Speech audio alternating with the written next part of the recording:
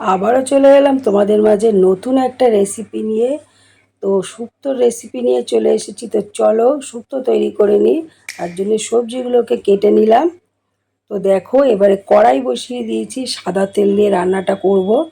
তো তার জন্যে প্রথমে বড়ি ভেজে তুলে নিতে হবে। বড়িটাকে লাল করে ভেজে তুলে রেখে দিচ্ছি। এবারে একে একে সবজিগুলোকেও ভেজে তুলে নেব।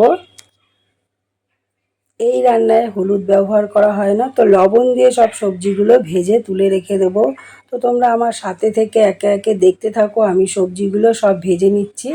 আমি আমার পছন্দ মতন সবজি নিয়েছি, তোমরা চাইলে তোমাদের পছন্দ মতন সবজি নিয়ে নিতে পারো।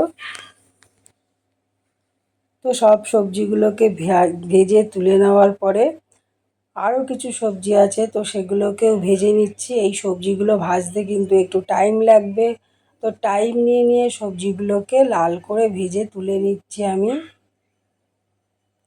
খুব বেশি লাল করার দরকার নেই, আর সজনে ডাঁটা দিয়ে বেশি ভাজতে হবে না, তো নেড়ে চেড়ে একটু নিলেই হবে।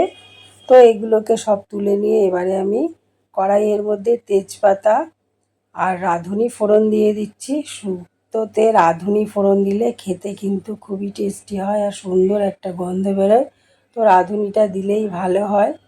তো এবারে আমি লবণ দিয়ে আলু দিয়ে ভেজে নিচ্ছি। তারপরে দেখো চাল মগজ বাটা দিয়ে দিলাম।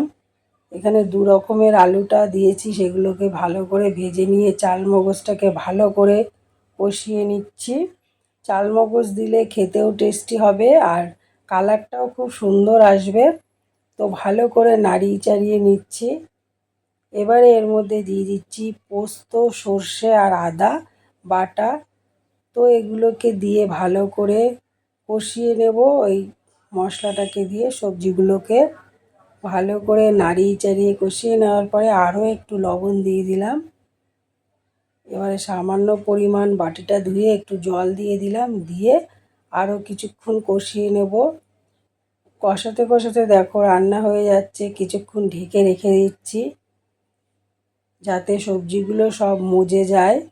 তো এতে জল দেব না, এটা যেহেতু দুধ শুক্তো, তো আমি দুধ দিয়েই রান্নাটা করব। তো ভালো করে নাড়িয়ে চাড়িয়ে নিচ্ছি, দেখো কতটা সেদ্ধ হয়ে গেছে সব সবজি। এবারে এর মধ্যে আমি বড়িটাকে দিয়ে দিচ্ছি। বড়িটাকে দিয়ে মিশিয়ে নেওয়ার পরে আমি দুধ ঢেলে দেব। এখানে আমি লিকুইড দুধ নিয়েছি।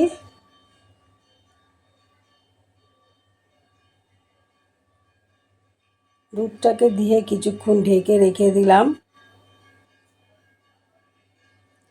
এবারে দেখো বন্ধুরা ঢাকাটা তুলে নিয়ে এবারে কিছুক্ষণ রেখে দিচ্ছি। সব কিছু সেদ্ধ হয়ে গেছে আর বেশ নাড়িয়ে চাড়িয়ে নিচ্ছি। শুক্তোটা আমি এরকমই করব, যেহেতু দুধ শুক্তো, এটা বেশি টানানো যাবে না, এমনিতেই টেনে যাবে, বড়ি আছে দেওয়া যেহেতু। এবারে এর মধ্যে দিয়ে দেবো চিনি। শুক্তোতে চিনি একটু দিতে হবে টেস্টের জন্যে। তো আমি আগে থেকে ভেজে রেখেছিলাম পাঁচফোড়ন, তো পাঁচফোড়ন ভাজাটাকে গুঁড়ো করে নিয়েছি, ওটাকে দিয়ে দিলাম। পাঁচফোড়ন ভাজাটাকে দিলে খেতে খুবই সুন্দর একটা গন্ধ বেরোয় আর টেস্টিও হয়। এবারে লাস্টে দিয়ে দিলাম ঘি। শুক্তোতে কিন্তু ঘি দিতেই হয়। তো এবারে ঢেকে রেখে দিচ্ছি কিছুক্ষণ। দেখো বন্ধুরা কত সহজেই আমাদের তৈরি হয়ে গেল দুধ শুক্তো। তো তোমরা অবশ্যই একবার ট্রাই করো, খেতে কিন্তু দারুণ হয়। তো আমার সাথে এতক্ষণ থাকার জন্য অনেক অনেক ধন্যবাদ।